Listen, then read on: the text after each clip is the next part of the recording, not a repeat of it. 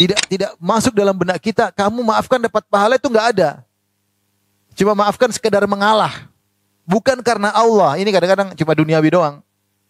Nah, kita harus sadar bahwasanya maafkan itu adalah apa? Ibadah. Ibadah memaafkan ini sulit. Dan semakin sulit, pahalanya semakin apa? Besar. Kalau kita nggak maafkan orang-orang terdekat kita, kita semakin sengsara. Kalau kita punya musuh jauh di Amerika sana, atau di Thailand, atau di Inggris, nggak ada masalah, ribut itu nggak pernah ketemu. Tapi kalau ribut sama teman sekantor, apalagi teman tidur ribut, sama anak. Jibril Radio, 24 jam nonstop, dengerin kajian tanpa ribet. Pada kesempatan bahagia ini kita akan bahas suatu akhlak yang sangat agung. Yang akhlak tersebut sangat kita butuhkan dalam kehidupan kita ini untuk bisa meraih kebahagiaan di dunia dan juga kebahagiaan di akhirat. Akhlak tersebut sebagaimana sudah diumumkan yaitu memaafkan dan bersabar, ya. Dua hal yang perlu dalam kehidupan kita sehari-hari. Karena kita tahu kita hidup di dunia yang tidak selalu nyaman dengan orang sekitar kita, bahkan terkadang tidak selalu nyaman dengan orang terdekat kita. Allah Subhanahu wa taala telah berfirman, "Laqad khalaqanal insana fi kabad." Sungguh kami telah menciptakan manusia dalam kepayahan, ya. Oleh karenanya tidak ada kehidupan kecuali sertai dengan gangguan yang menimpa kita. Siapapun kita orangnya. Apa kita adalah seorang raja, kemudian seorang panglima, apalagi cuma ibu rumah tangga atau kepala rumah tangga, orang biasa, ya. Oleh karenanya kemungkinan gangguan di sekitar kita itu sangat mungkin terjadi, ya. Bahkan dari orang terdekat kita. Allah Subhanahu wa taala contohnya menyebutkan dalam surat At-Taghabun, kata Allah Subhanahu wa taala, "Ya ayyuhalladzina amanu inna min azwajikum wa auladikum aduwwan lakum fahdharuhum." Wahai orang yang beriman, sungguhnya di antara istri kalian dan anak kalian ada yang menjadi musuh bagi kalian. Maksud di sini maksudnya musuh adalah menyeru kalian kepada keburukan. Semakin jauh dari Allah Subhanahu wa taala, semakin lupa dengan akhirat. Ada anak kalian dan istri kalian yang seperti itu. Ketika Allah menyebutkan terkadang sifat seorang anak atau seorang istri atau pasangan kita, suami kita yang sifatnya seperti memusuhi kita, mengajak kita kepada menjauh dari Allah Subhanahu wa taala, maka Allah menyuruh kita memaafkan. Kata Allah Subhanahu wa taala, "Wa in ta'fu wa tasfahu wa taghfiru, fa innallaha ghafurur rahim." Jika kalian memaafkan, berlapang dada dan menutupi kesalahan mereka, maka sungguhnya Allah Maha Pengampun lagi Maha Penyayang. Ini ayat di akhir-akhir surat At-Taghabun menjelaskan bahwasanya gangguan itu bukan dari jauh-jauh, terkadang dari orang terdekat kita. Dari istri kita, dari anak kita, dari suami kita. Tetapi ketika gangguan tersebut datang, apa yang harus kita lakukan? Bukan kita lawan, bukan kita balik menyerang. Allah mengatakan, "Wa in ta'fu," jika kalian memaafkan, "wa tasfahu," berlapang dada, "wa taghfiru," dan menutupi kesalahan-kesalahan mereka, "fa innallaha ghafurur rahim," maka Allah akan mengampuni kalian dan menyayangi kalian. Ini jika gangguan sangat mungkin terjadi dari orang terdekat kita, bagaimana lagi dengan orang yang jauh? Orang-orang yang seharusnya sangat dekat dengan kita, sangat sayang sama kita, mungkin saja timbul gangguan, apalagi dari yang jauh. Contoh lagi Allah sebutkan tentang gangguan dari kerabat dalam Al-Quran. Bukan dari orang jauh, dari kerabat. Tentang kisah yang masyhur yang sudah sering kita sampaikan, kisah Abu Bakar As-Siddiq yang atau Aisyah yang radhiyallahu anha yang dizalimi oleh Mistah bin Uthath, ya, atau Mistah bin Uthalah, ya, yang dia merupakan ibnu khalati Abi Bakar. Mistah adalah anaknya bibinya Abu Bakar radhiyallahu anhu. Jadi Abu Bakar punya ibu, punya saudara, punya anak namanya Mistah. Jadi Mistah adalah sepupunya siapa? Abu Bakar. Mistah adalah sepupunya Abu Bakar. Bagaimana datang gangguan ketika kejadian yang terkenal yang disebut dengan haditsatul ifk, kisah kedustaan yang tersebar di kota Madinah, ketika Aisyah radhiyallahu taala anha ketinggalan rombongan, mereka habis pulang dari perang Banil Mustalik. Di tengah perjalanan para sahabat dan Nabi SAW mampir suatu tempat. Kemudian Aisyah minta izin untuk buang hajat. Ternyata ketika dia membalik kalungnya hilang, maka dia cari. Orang-orang menyangka Aisyah sudah masuk di kerandanya. Akhirnya orang-orang pun pergi, Aisyah tertinggal. Kisah yang masyhur. Ketika orang-orang sudah pergi, akhirnya Aisyah menunggu di tempat tersebut sampai siang hari. Akhirnya Aisyah ditemani oleh seorang sahabat namanya Sofwan bin Mu'attal As-Sulami radhiyallahu anhu. Maka Aisyah naik di atas onta, kemudian Sofwan membimbing, menuntun Aisyah sampai masuk di kota Madinah di siang hari bolong. Tentunya kalau memang mereka berdua ada melakukan sesuatu, pasti mereka mungkin masuk malam-malam atau ketika orang sedang tidur. Ini siang hari bolong, semua orang dalam kondisi terjaga. Artinya tidak ada sedikit pun niat jahat mereka berdua. Tiba-tiba orang-orang munafik memanfaatkan momen ini ketika berjalan dua orang lelaki wanita yang bukan mahram. Ya, ini masalah darurat. Berjalan masuk di kota Madinah, maka akhirnya orang munafik menjadikan momen ini untuk mengganggu kaum muslimin dan mengganggu Nabi SAW secara khusus dengan mengatakan Aisyah radhiyallahu anha berzina dengan siapa? Sofwan bin Mu'attal As-Sulami. Dan akhirnya jadilah berita heboh di kota Madinah, sementara Nabi SAW tidak bisa menyatakan iya atau tidak. Kenapa? Karena Nabi SAW tidak tahu ilmu gaib. Rasulullah SAW tidak tahu apa yang terjadi. Ya. Dan akhirnya karena begitu bagus orang-orang munafik memasang casing untuk menyebarkan isu ini, akhirnya sebagian kaum muslimin terpengaruh, ikut-ikut menuduh Aisyah berzina.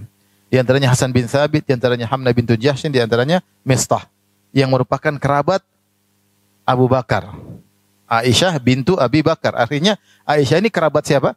Kerabat Mistah. Mistah kerabatnya Abu Bakar. Dan Mistah radhiyallahu anhu juga ternyata orang miskin, orang fakir yang senantiasa dinafkahi oleh Abu Bakar. Abu Bakar selalu menafkahi dia. Seharusnya ketika Aisyah dituduh dengan tuduhan yang tidak radhiyallahu anha, harusnya kerabat yang paling utama untuk apa? Membela. Ya atau tidak? Harusnya kerabat yang paling utama membela. Tapi justru ternyata dia yang ikut memprovokasi menuduh Aisyah berzina. Ini maksud saya ingin gambarkan bahwasanya namanya gangguan itu tidak usah dari orang jauh-jauh. Terkadang dari orang apa? Orang terdekat. Dari istri, dari anak, dari suami, dari kerabat. Akhirnya tuduhan terhadap Aisyah berzina sampai akhirnya Allah turunkan ayatnya sekitar 15 ayat dalam surat An-Nur membela Aisyah radhiyallahu taala anha. Allah mengatakan al-khabithatu lil-khabithina wal-khabithuna lil-khabithat wat-thayyibatu lit-thayyibin. Kata Allah, istri yang baik untuk suami yang baik. Karena Muhammad SAW adalah orang baik, istrinya juga pasti baik. Akhirnya Abu Bakar pun marah ketika tahu bahwasanya putrinya ikut dituduh oleh kerabatnya, orang miskin yang selama ini dia berinfak kepadanya. Akhirnya dia bersumpah, demi Allah, aku tidak mau kasih infak lagi sama Mistah. Wajar. Seharusnya kamu bela putriku, kamu malah ikut-ikut menuduh putriku berzina. Maka Abu Bakar marah dengan kemarahan yang wajar.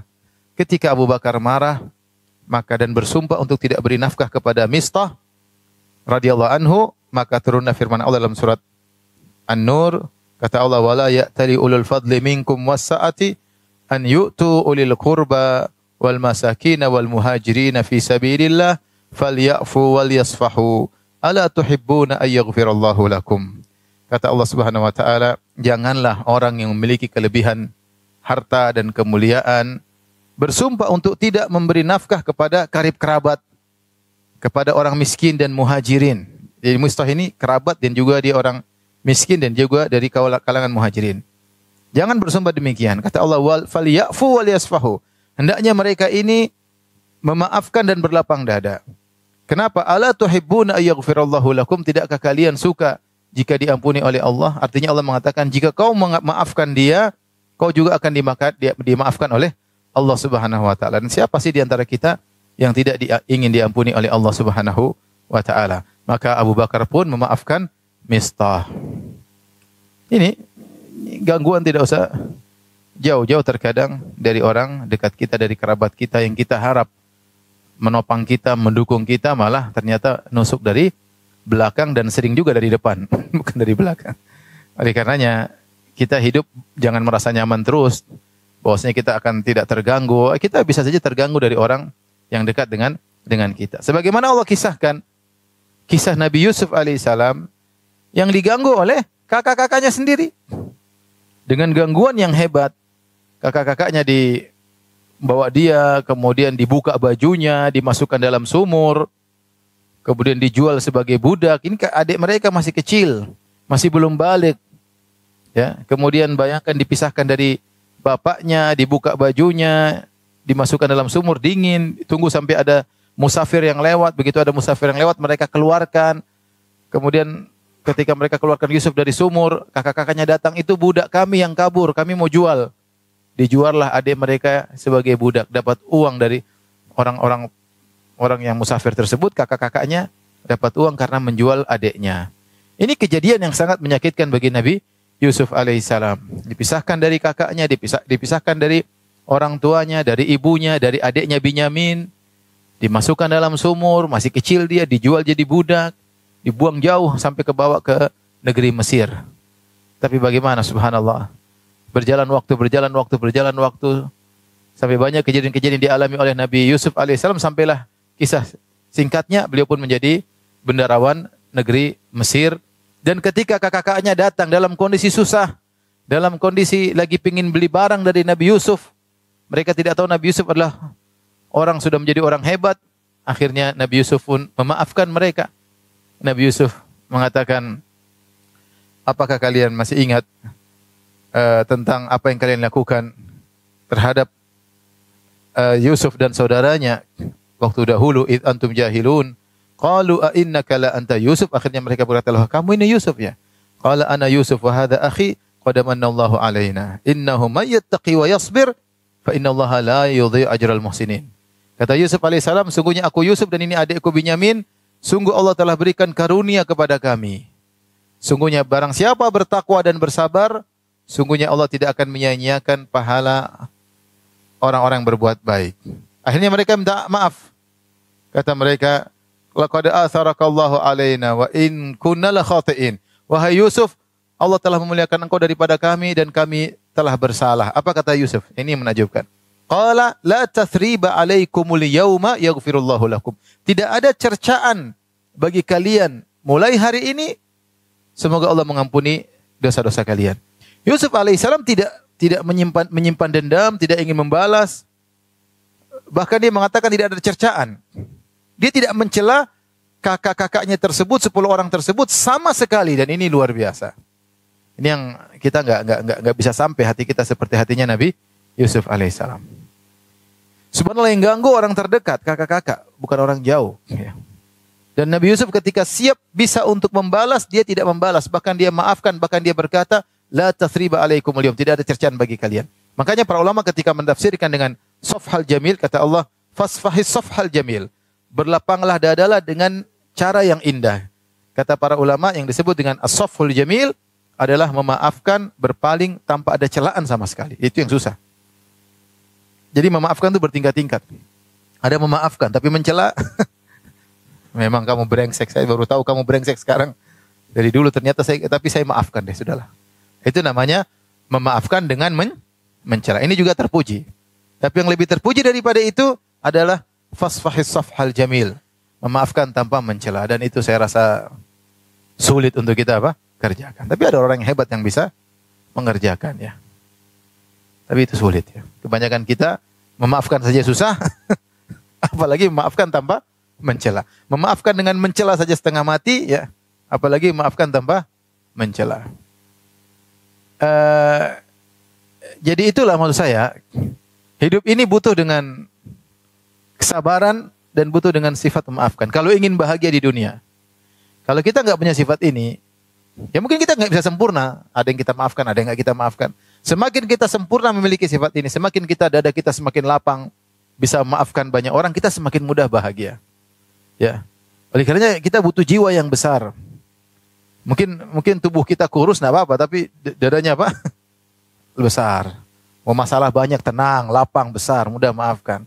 Daripada badan besar gemuk tapi dadanya kecil, dikit-dikit ngomel, dikit-dikit ngamuk, dikit-dikit tersinggung, dikit-dikit kamu nyinggung saya ya, merasa direndahkan, merasa merasa perasaan dia aja padahal ya.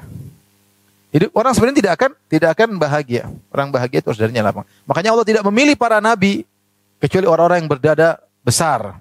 Karena mereka bakalan diuji dengan ujian yang banyak, bertubi-tubi, tidak berhenti-berhenti.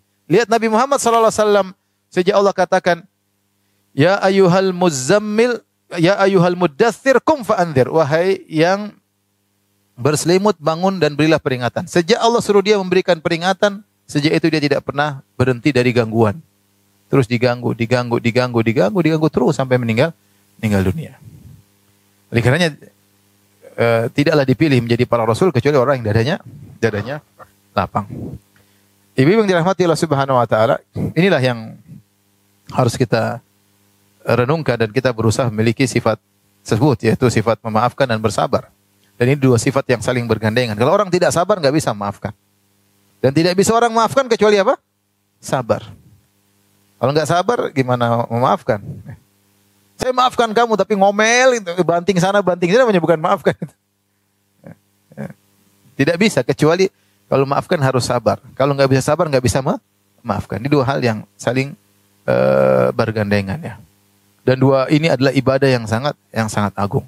Makanya ketika Allah Subhanahu Wa Taala berfirman, "Khudhil afwa wa'mur bil urfi wa'rid 'anil jahilin." Ini dalam surat Al-A'raf ayat 199. Surat ke-7 ayat 199 kata Allah, "Khudhil afwa wa'mur bil urfi." Ambillah sikap memaafkan, wa'mur bil urfi, perintahkanlah untuk berbuat yang ma'ruf, wa'rid 'anil jahilin, dan berpalinglah dari orang-orang jahil. Berpaling dari orang-orang jahil. Ini ayat ya, ayat ini surat Al-A'raf ayat 199.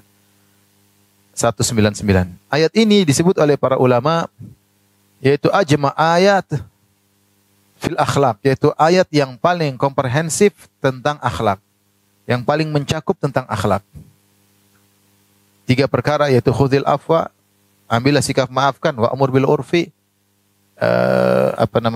perintahlah kepada kebajikan, wa'rid 'anil jahilin, kalau ada orang jahil maka berpalinglah. Kita hidup di zaman sekarang banyak orang jahil. Kita harus sering berpaling, jangan sering menengok dan menoleh kepada orang jahil. Kalau kita menoleh kepada orang jahil, kita ikut jahil. Ya, kita hidup di zaman banyak orang jahil, dan orang-orang yang memamerkan kejahilannya di medsos banyak, bangga dengan kejahilannya. Kalau kita ikut-ikut menengok, menoleh kepada orang jahil, kita bakalan jahil. Baik, kita ambil pada poin pertama, khudhil afwa. Khudhil afwa. Apa maksudnya? Ambillah sikap maafkan. Tentunya yang kita pahami sikap maafkan yang tadi sudah kita jelaskan. Kalau ada orang salah sama kita, kita maafkan. Ini secara zahir, tapi ada tafsiran khusus tentang ayat ini. Apa yang dimaksud dengan mengambil sikap memaafkan? Saya bacakan perkataan Syekh Abdurrahman bin Nasir As-Sa'di rahimahullahu taala. Hadhil ayatu jami'atun li husnil khuluqi ma'an nas. Ayat ini adalah ayat yang mencakup akhlak yang mulia ketika berinteraksi dengan masyarakat. Wa ma yanbaghi fi muamalatihim. Apa yang harus kita lakukan ketika bermuamalah dengan masyarakat. Falladhi yanbaghi, yang harus kita lakukan an yu'amil bihin nas an ya'khudhal afwa. Yaitu kalau kita ingin bermuamalah dengan orang lain, maka kita mengambil sikap memaafkan. Apa maksudnya? Ai ma samahat bihi anfusuhum wa ma sahula alaihim minal a'lami wal akhlaq fala yukallifuhum ma la tasmahu bihi taba'i'uhum bal yashkuru min kulli ahadin ma qabalahu bihi min qaulin wa fi'lin, ya, ma fi'lin jamil aw ma huwa duna dzalik, wa yatajawazu an taqsirihim wa yaghuddu tarafahu an naqsihim wa la yatakabbar ala shaghir li sigarihi. Saya bacakan maknanya, yaitu bagaimana kau mengambil sikap maafkan. Ini makna yang kedua. Kalau makna yang pertama, ada orang salah kita maafkan. Makna yang kedua, agar kita bisa tentram dalam kehidupan kita, agar kita bisa nyaman, terimalah akhlak atau sikap orang lain kepada kita yang mudah mereka lakukan, ya. Baik perkataan, perbuatan, maka jangan kau bebani mereka yang di luar kemampuan mereka. Tetapi berterima kasihlah atas kebaikan yang mereka lakukan dan maafkanlah kekurangan mereka. Maksud ayat ini, kita al-afwu, yaitu kita memaafkan. Artinya kalau kita bergaul dengan orang lain, dengan istri kita, dengan anak kita, dengan teman kita, jangan terlalu ekspektasi yang tinggi, jangan. kita bersikap dengan mereka yang mudah mereka lakukan. Lebih daripada itu sudah kita nggak usah berharap. Contoh, saya punya tetangga, misalnya saya punya tetangga, saya berharap tetangga saya adalah tetangga yang paling baik, setiap hari ngirim makanan, tapi nggak pernah. Ya sudah, jangan terlalu berharap apa. Ya begitulah sekarang manusia. Nah, ketika tidak sesuai dengan yang kita harapkan, jangan kita sikapi dengan keburukan. Kita tetap berbuat baik sama dia. Dia tidak berbuat baik sama kita, sudah. Begitulah banyak manusia zaman sekarang. Jangan berlebih-lebihan dalam berharap kepada mereka. Ya, itu dengan begitu kita tentram. Kita punya teman. Harapan kita teman kita ini kalau kita lagi kelilit utang, dia bayarin utang kita. Tapi dia nggak pernah bayar utang kita. Bahkan dia nggak pernah tanya kamu punya utang atau tidak. Bahkan dia pinjam uang sama kita. Ya kita jangan, ya sudahlah. Orang sekarang banyak yang seperti itu. Jadi kamu tuh teman kok nggak usah. Kalau kita terlalu menuntut sama teman kita, sama orang dekat kita, namanya kita tidak maafkan. Nah, Allah mengajarkan pada kita dalam menjalani kehidupan mudah memaafkan. Yang orang lakukan baik kita terima, yang tidak baik ya sudahlah. Kekurangan mereka tidak bisa sempurna dalam bergaul dengan kita. Ya sudah. Contoh seperti seorang ustadz misalnya, ternyata murid-muridnya mungkin kurang menghormati dia, ya sudahlah, itu sudah, yang penting saya sudah isip kajian, mereka mau hadir, mereka mau dengar, alhamdulillah. Saya tidak berharap lebih jauh daripada itu. Misalnya, agar kita tentram, adapun kalau kita ekspektasi kita tinggi, berharap tinggi, ternyata tidak sesuai, kita ngomel, ngerundel, ini yang buat hati kita sengsara. Ini kita lakukan dengan siapa saja. Dia punya anak, harapan kita anak kita sih begini, tapi ya, kalau nggak ada, ya sudah. Anak-anak sekarang juga begitu. Tugas kita apa? Kita nasihati pelan-pelan. Pelan-pelan. Ya. Bukan berarti kita biarkan juga, tapi kita maafkan dan kita mulai nasihati secara pelan-pelan. Ya. Seperti contoh sederhana, ada orang datang kepada saya, dia bawa suaminya depan saya. Ustadz, suami saya ini Ustadz, kerjanya main game terus Ustadz depan saya. Istri sama suaminya. Suaminya diem aja gini. Terus, ya saya bilang sama ibu itu, ya, tapi dia sholat nggak? Sholat. Baca Quran nggak? Baca Quran. Nah, banyak kebaikan dilakukan. Ya udahlah, cuma main game aja kok, saya bilang. Ya nasihati baik-baik ya. Mungkin dia terlalu berharap tinggi, suaminya harus begini. Orang juga banyak yang main game. Bukan berarti kita menyepelekan, tidak. Tapi terimalah terlebih dahulu sambil kau nasihati. Tapi kalau kau berharap yang sempurna, kau tidak akan pernah bahagia. Kau tidak akan pernah bahagia. Nah itulah namanya al-afu khuzil afwa, bersikap dalam memaafkan kekurangan-kekurangan orang di sekitar kita, karena kita juga punya kekurangan. Kita juga punya kekurangan. Ya. Lihatlah Nabi Musa sama Nabi Khadir ketika datang ke suatu negeri kemudian minta dijamu, tidak dijamu. Kata Allah Subhanahu wa taala, "Fantalaqa hatta idza ataya ahla qaryatin istata'ama ahlaha fa abaw ayyudayyifuhuma fawajada fiha jidaran yuridu an yanqadha fa aqama." Maka berjalanlah Nabi Khadir dan Nabi Musa alaihi wassalam. Sampailah di suatu negeri, suatu kampung. Fastata'ama ahlaha. Maka mereka berdua minta makan, minta dijamu karena kami tamu, punya hak untuk dijamu. Itu ketradisi orang-orang terdahulu. Datang ke suatu negeri, punya hak untuk dijamu. Fa'abau ayyudhayyifuhuma. Mereka semuanya enggan untuk menjamu Nabi Musa dengan Nabi Khadir. Tapi mereka tidak gerundel-gerundel, tidak marah-marah, tidak mengatakan kalian enggak tahu saya nabi, enggak. Mereka tidak kasih makan, pergi, selesai. Ya, begitulah sifat manusia sekitar kita. Kita bukan hidup di zaman kaum Ansar, kaum Muhajirin. Ingat, kita hidup di zaman tahun 2022, sebentar lagi 2023. Manusia dengan berbagai macam model, dengan berbagai kebutuhannya, dengan berbagai macam kesibukannya. Mungkin kalau saya ustadz, saya pengen ibu-ibu ngaji tiap jam di depan saya. Ngaji buku ini, ngaji buku ini, ngaji buku ini. Saya pengennya demikian. Tapi baru ngaji sedikit sudah lupa. Terus saya mau apain? Ya udahlah, begitulah ibu-ibu zaman sekarang. Mau diapain? Mau dipaksa ngapal ini, ngapal anu. Nggak bakalan hafal. Udah mereka mau ngaji, alhamdulillah. Bukannya kita... Maksudnya kita memaafkan, tapi kita mengadakan berusaha perbaikin pelan-pelan. Pelan-pelan ya. Anak-anak misalnya. Pingin anak-anak kalau pulang dari pondok, duduk baca Quran melulu. Enggak, anak pulang ke pondok main game. Di pondok nggak pernah main game. Ketika di rumah pengen main game. Udah lihat anak-anak juga begitu. Tapi kita kontrol, nasihati. Jadi terimalah apa yang bisa dilakukan oleh orang-orang sekitar kita. Mereka tidak bakalan sempurna. Kita maafkan kekurangan mereka. Sambil kita perbaiki sedikit demi sedikit. Itu maksud saya. Kita akan tenteram kalau begitu. Kalau nggak gitu kita nggak bakalan tenteram. Karena suami kita tidak sempurna, istri kita tidak sempurna, anak-anak tidak sempurna, pondok tidak sempurna, ustadz tidak sempurna. Apalagi tahun 2022. Ustadz yang ngajar bukan dari golongan salaf dahulu. Kalau ya yang ngajar golongan tabi'in, sahabat, ya mungkin. Ini sekarang ustadz tahun 2022, ya begini modelnya. Penuh dengan kekurangan, murid-muridnya pun demikian. Inilah yang disebut al-af. Jadi mudah memaafkan kekurangan orang yang berinteraksi dengan kita. Tetapi kita berusaha menasihati untuk mereka semakin memperbaiki diri dengan bersabar. Dengan demikian hidup kita akan tentram. Kalau tidak begitu kita akan hidup susah, banyak kecewa, ya kecewa sama ini, kecewa sama teman, kecewa sama kerabat, kecewa. Ya. Ibu yang dirahmati Allah Subhanahu Wa Taala. Jadi kita berbicara tentang sifat memaafkan adalah sifat yang mulia, sifat para nabi, sifat para solehin, dan ini sifat yang pasti dimiliki oleh mereka. Pasti dimiliki oleh para nabi, pasti dimiliki oleh para rasul, pasti dimiliki oleh para ulama, pasti dimiliki orang soleh. Kenapa saya katakan pasti? Karena mereka-mereka ini pasti diuji. Pasti atau tidak? Pasti. Gak ada satu orang soleh pun yang tidak diuji. Diganggu sama orang, gak mungkin. Semua orang soleh pasti diuji. Dan Nabi SAW sudah mengatakan, ya, asyadun nasi balaan al-anbiya. Orang yang paling berat ujiannya adalah para nabi. Summa salihun, kemudian orang-orang soleh. Summal amsal fal amsal, kemudian selanjutnya dan selanjutnya. Yubtalar rajulu ala qadri imani. Seorang diuji berdasarkan apa? Tingkatan apa? Keimanannya.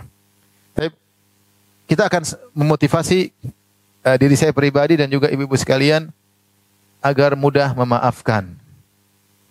Apa sih hal-hal yang memotivasi kita untuk bisa memaafkan? Yang pertama kita harus tahu, memaafkan adalah ibadah. Ini yang penting. Memaafkan itu ibadah. Sabar, memaafkan itu apa? Ibadah. Ini yang sering tidak bisa kita hadirkan dalam diri kita. Kita merasa baca Quran ibadah, kita merasa sedekah ibadah, kita merasa ikut pengajian ibadah.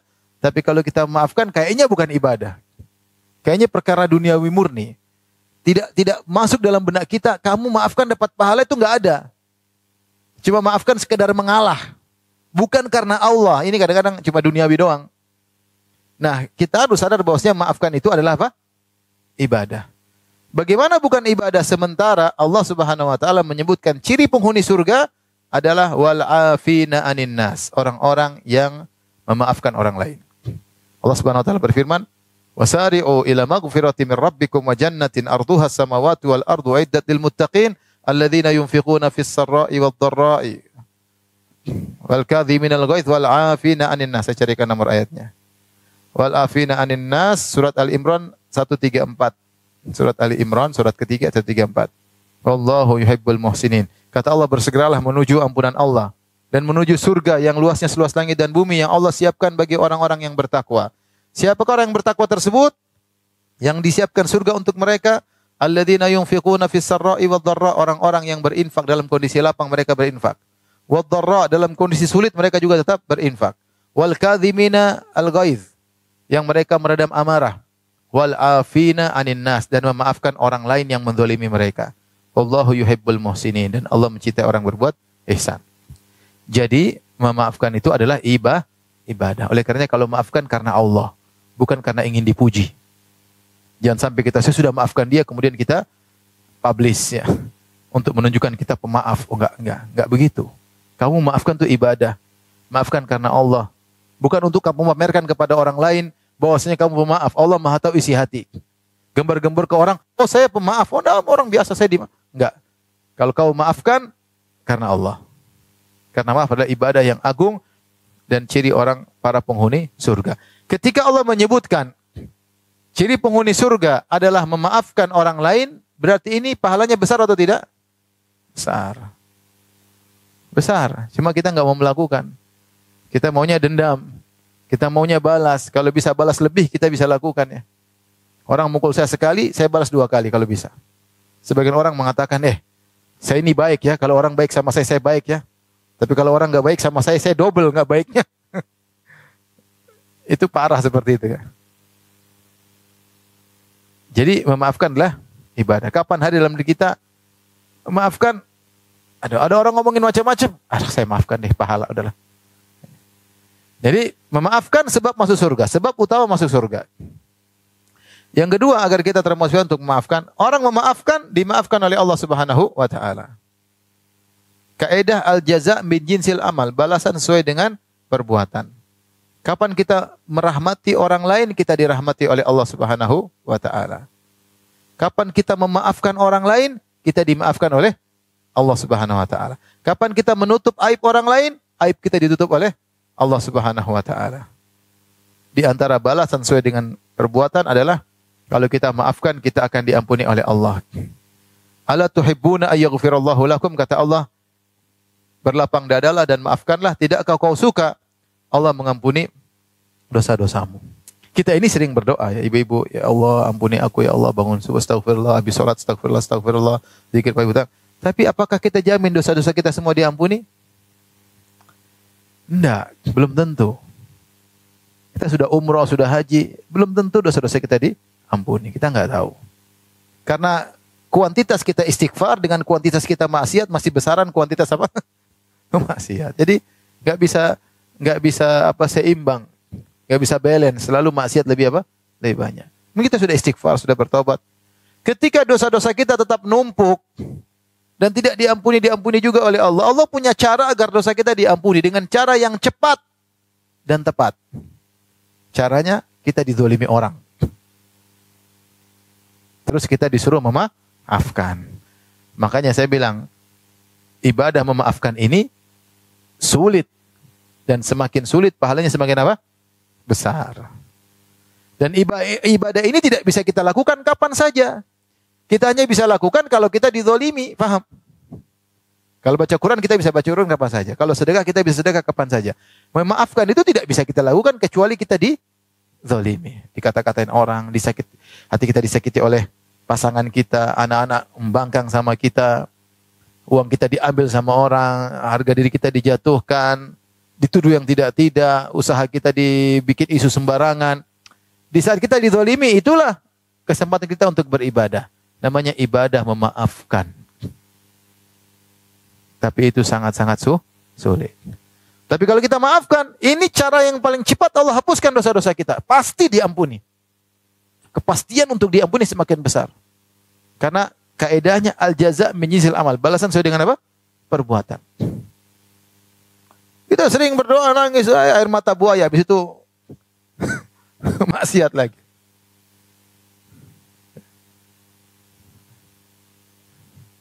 Nanti bikin masalah sama teman, maafkan, ulangi lagi. Istri sama suami, ini enggak nakal lagi, suamiku enggak angkat suara lagi, besok angkat suara lebih keras lagi. Suami juga gitu, katanya ini ternyata enggak sakiti hati istri lagi. Kamu enggak ungkit-ungkit kesalahan saya, ngungkit lagi kesalahan. Air mata buaya. Oleh karenanya, saya bilang di antara hal yang paling kuat membuat dosa kita diampuni, kita maafkan orang lain.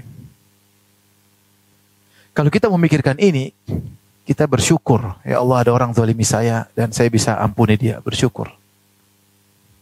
Ya. Orang menzalimi kita saja, kalau kita sabar, pahalanya apa? Gugur. Makanya sebagian ulama mengatakan, kenapa ada makhluk namanya Syiah Rafidhah yang suka mencaci maki para sahabat. Sampai sekarang mereka kerjanya tiap hari mencaci maki para sahabat. Sampai ada seorang syekh mengatakan, Rafidhah, Syiah tiap hari mencaci maki para sahabat. Setiap detik mereka mencaci maki para sahabat. Sekarang aja jam 13.44 waktu Indonesia Barat, mereka sedang mencaci maki para sahabat. Artinya memang kebiasaan mereka demikian. Kata sebagian ulama, hikmahnya agar para sahabat pahalanya terus apa? Bertambah. Kita dizolimi orang, pahala kita bertambah. Apalagi kalau kita maafkan mereka. Jadi ini, kalau kita bisa maafkan itu nikmat luar biasa. Nikmat luar biasa. Subhanallah. Berarti ada dosa kita yang terjamin diampuni oleh Allah. Kita tidak tahu sebesar apa dosa kita yang diampuni Allah gara-gara kita maafkan sepele kesalahan orang. Ya.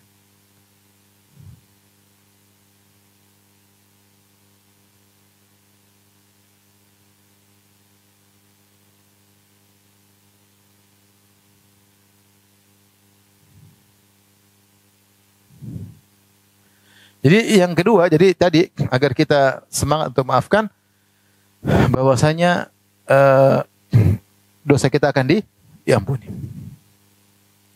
Kemudian di antaranya agar kita semangat untuk dimaafkan oleh Allah Subhanahu wa taala,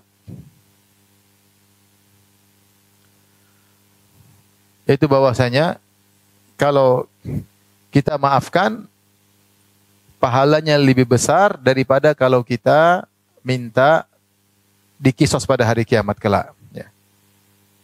Sebagian orang tidak memaafkan, dia ingin kisos pada hari kiamat kelak. Misalnya orang si A maki si B, dia bilang, B, kamu bangsat, kamu bajingan, kamu kecoa, kamu kampret, kamu kadrun, kamu macam misalnya.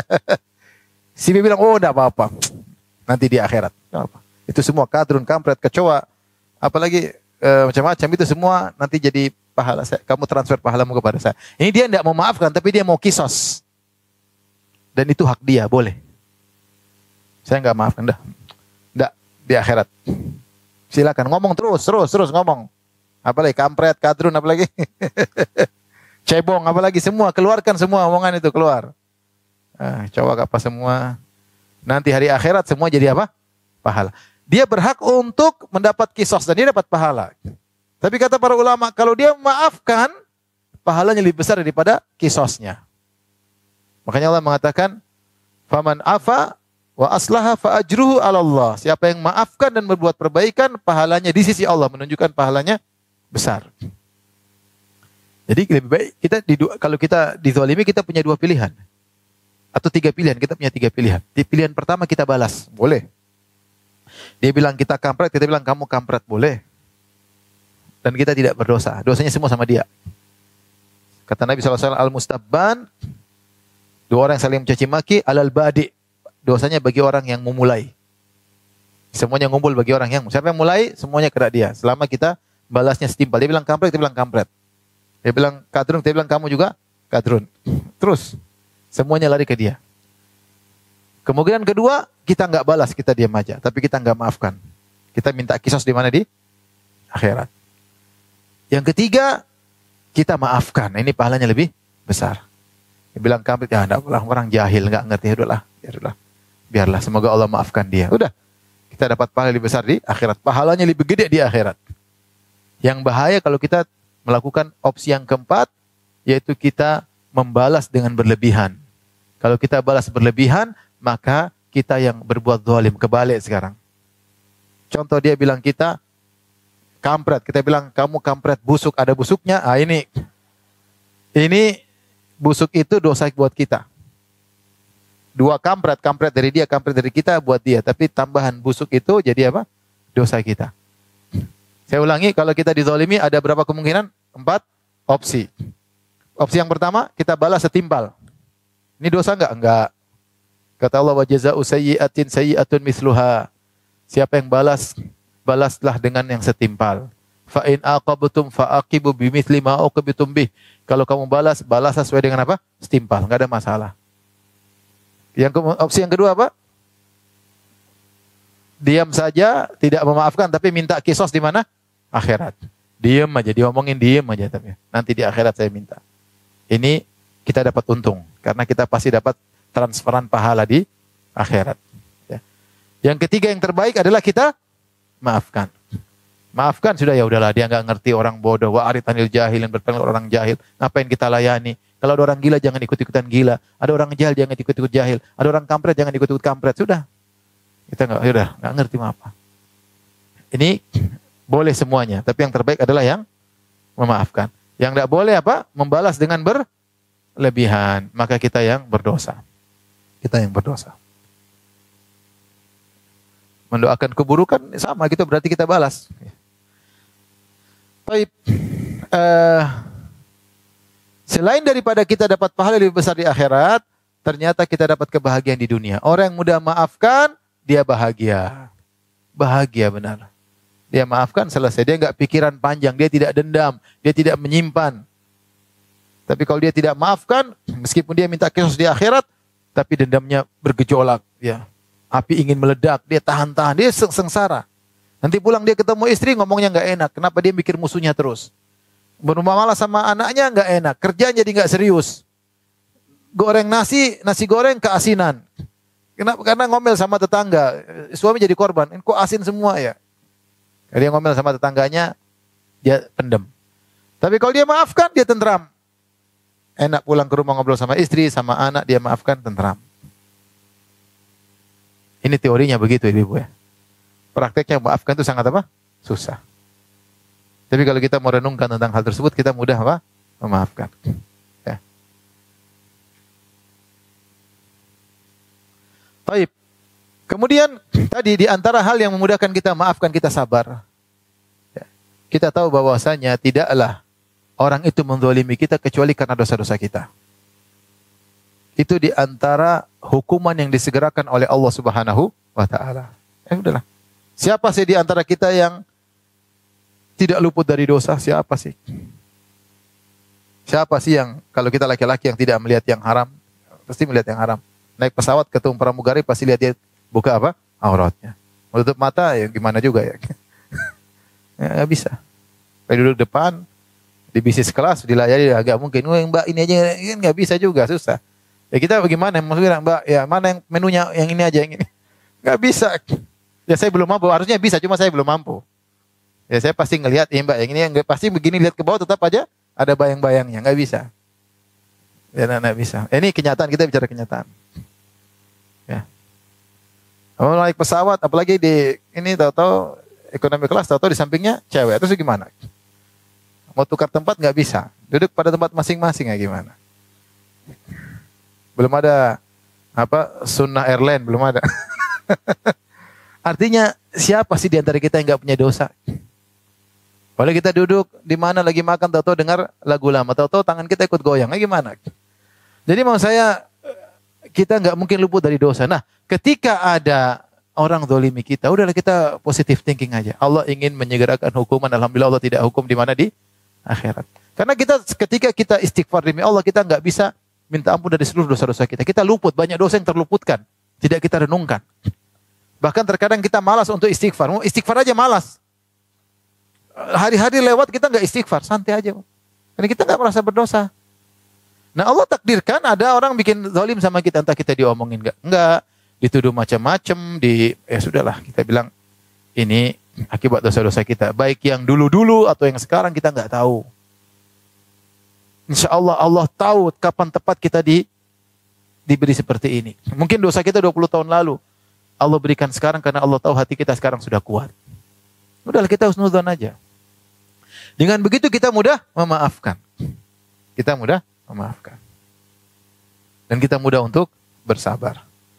Dan kata Nabi SAW, "Mama u'tiya ahadun ata'an awsa' wa khairan minas sabar." Dan tidaklah seorang diberikan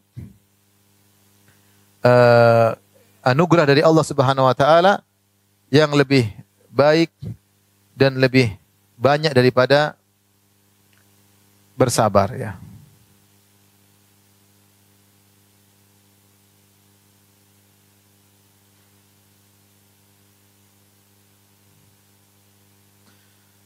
Kemudian di antara yang membantu kita untuk mampu atau mudah untuk memaafkan. Yakinlah orang yang memaafkan karena Allah diangkat derajatnya oleh Allah Subhanahu wa taala. Diangkat derajatnya oleh Allah Subhanahu wa taala. Dalam suatu hadis kata Nabi sallallahu alaihi wasallam, "Ma naqasat shadaqatun min mal." Allah tidak akan mengurangi harta bagi orang yang bersedekah. Orang yang bersedekah zahirnya hartanya kurang, tapi kata Allah, kata Nabi tidak akan berkurang. Karena pasti Allah akan ganti dengan cara Allah Subhanahu wa taala, bahkan lebih banyak. Kemudian kata Nabi sallallahu alaihi wasallam, "Wa ma zadallahu 'abdan bi afwin illa izzan." Tidaklah seorang memaafkan karena Allah kecuali Allah akan angkat derajatnya. Kebanyakan orang kalau lihat seorang mengalah, dia lemah, makanya dia mengalah melulu. Tapi yakinlah orang mengalah karena Allah pasti diangkat apa? Derajatnya. Nah, jauh-jauh kita bicara tentang teman-teman kita, alhamdulillah dakwah sunnah. Kita dizalimi, dituduh yang tidak-tidak, dibilang tukang mengkafirkan, dituduh. Tapi alhamdulillah berkembang atau tidak? Berkembang, alhamdulillah. Sekolah di mana-mana, banyak orang tahu itu cuma tuduhan dusta. Udah kita maafkan, kita nggak nyerang balas, kita nggak berkelahi dengan mereka. Sabarlah, mereka nggak ngerti mau diapain. Mungkin mereka duduk karena ada urusan duniawi, karena perut mereka terganggu, karena sudahlah kita maafkan. Mereka nggak ngerti mau diapain. Tuduh macam-macam di macam-macam ya. Nah, kita bicara sederhana, jadi kita lihat di depan mata kenyataan. Ketika teman-teman bersabar, maafkan, maka Allah akan angkat apa? Derajatnya. Maka kita mengalah karena Allah. Bukan berarti kita nggak bisa balas, bisa. Apalagi kalau kita nggak bisa balas saja kita jangan balas, kita maafkan karena Allah Subhanahu wa Ta'ala. Dan di antara ibadah yang agung adalah memaafkan ketika mampu untuk membalas. Maafkan ketika mampu untuk apa? Membalas. Dan itu yang dicontohkan oleh Nabi Yusuf alaihissalam dan Nabi Muhammad sallallahu alaihi wasallam. Dan itulah sifat Allah Subhanahu wa Ta'ala. Kata Allah Subhanahu wa Ta'ala, "Innallaha kana afuwan qadira." Sungguhnya Allah itu Maha Pemaaf dan Maha Kuasa. Kata para ulama, Allah menggabungkan sifat al-afu dengan al-qudrah. Allah itu Maha memaafkan dan Maha mampu, menunjukkan Allah itu maafkan bukan karena kelemahan. Allah mampu untuk membalas, tapi Allah memaafkan. Nah, kalau orang bisa seperti itu, ya itu yang terbaik. Seperti kata Nabi SAW, "Man kadzama ghaidhan wa huwa yaqdiru ala an yunaffidahu, da'ahu Allahu yaumal qiyamah hatta yuhayyirahu Allah min ayil hurisya'a." Kata Nabi SAW, siapa yang meredam amarah, padahal dia mampu melampiaskannya. Dia mampu. Dia lagi marah, emosi. Al-ghaidh itu maksudnya kemarahan sudah dikerongkongan, sudah tinggal dilungkapkan. Muka sudah merah, otot sudah tegang, tapi dia redam. Padahal dia mampu melampiaskannya, maka Allah akan panggil dia pada hari kiamat di depan khalayak. Kemudian Allah suruh dia pilih bidadari mana yang dia sukai. Kenapa? Karena dia memaafkan ketika mampu untuk apa? Melampiaskan. Dan itulah yang contohkan Nabi Yusuf alaihissalam. Nabi Yusuf, kakak-kakaknya minta maaf kepada dia ketika dia mampu untuk balas mereka. Kalian dulu yang buang saya di sumur, kalian yang buka baju saya, kalian menjual saya jadi budak, kalian menjauhkan saya dari orang tua. Tapi Yusuf alaihissalam tidak ngomong sama sekali tentang hal itu. Dia diam dan dia bilang tidak ada celah bagi kalian. Dia memaafkan ketika mampu untuk apa? Membalas. Lihatlah Nabi Muhammad SAW ketika diusir dari kota Mekah, harus meninggalkan rumahnya. Rumahnya diambil oleh orang. Dia punya rumah penuh kenangan sama Khadijah radhiyallahu anha. Situlah dengan istrinya, situlah lahir anak-anaknya, disitulah dia tidur sama keluarganya. Diambil dan dia harus pergi. Padahal itu kampung halamannya. Disitulah dia, kakeknya dulu tinggal di situ. Penguasa kota Mekah kakeknya dulu. Dia diusir. Diusir kemudian dikejar-kejar, mau dibunuh. Mereka datang berulang-ulang untuk membunuh Nabi dalam perang Badar, dalam perang Uhud, dalam perang Khandaq. 8 tahun kemudian Rasulullah SAW balik ke kota Mekah. Bawa pasukan 10.000 orang. Siap untuk menghabisi orang Quraisy. Artinya Rasulullah SAW siap, mampu untuk menghabisi atau tidak? Mampu. Tapi ketika dia saat dia mampu untuk membalas, dia justru memaafkan. Ketika dia kumpul dengan orang Quraisy sudah tidak bisa apa-apa. Rasulullah SAW berkata, "Ma tazunnun anni fa'ilun bikum?" Menurut kalian, apa yang aku lakukan kepada kalian? Kata mereka, "Anta khairuna ibnu khairina." Engkau adalah orang terbaik kami, wahai Muhammad. Mereka masih kafir. Engkau adalah putra dari orang terbaik kami, Abdullah bapakmu. Kata Rasulullah SAW, "Idhabu fa antumut tulaqa." Pergilah kalian bebas. Rasulullah maafkan ketika mampu untuk balas. Kalau saya mungkin di zaman itu mungkin ini sini semua yang kemana? Sini janganlah di sini. Tuh, panggil semua. Mana itu yang mana? Itu yang kemarin belum maki-maki saya yang panggil semua. Kalau kita mungkin begitu ya. Nunjukkan balas dendam. Rasulullah SAW subhanahu hatinya. Terus kita balas dendam, kita cari apa Ikhwan? Kita maki-maki orang. Sekarang ada seorang muslim ribut sama kita. Enggak usah orang kafir. Orang muslim ribut sama kita. Kemudian dia maki kita. Kemudian kita balas, kita jatuhkan dia. Mungkin dia semakin kasihan, dia orang muslim juga. Ada orang mukul kita pengin balas, pengin dia mati. Akhirnya dia mati, kasihan istrinya janda. Anak-anaknya jadi yatim, kasihan. Sudahlah, serahkan pada Allah. Ya, serahkan pada Allah. Ya.